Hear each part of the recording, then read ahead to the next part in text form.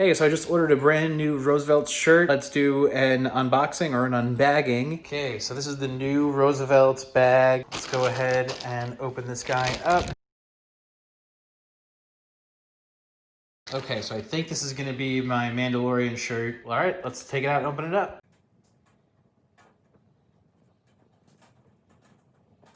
I think initially it rocks. It looks really big for an XL. I love that they have Baby Yoda, or Yodi as we call him on the podcast. You have a really good display of all the major characters from the first season. So you have IG-11, Grief Karga, Cara Dune. You have the head of the Mandalorian Collective. I think her name is the Armorer. The Razor Crest is on here. The detail on this guy is really, really, really nice. The fit is just like absolutely Roosevelt's perfect. I'm a 6 foot tall guy. I'm around 235 pounds, sometimes 240, sometimes 230. It's a really nice fit. I definitely feel like I could have a drink or two, still feel very comfortable. Not always the case in Roosevelt's XLs. Something I would be nervous about with the detail on this, it's a little bit tough to kind of make out what you're looking at from a great distance. Give you an idea of like how close I am, arm's reach, and how the detail is.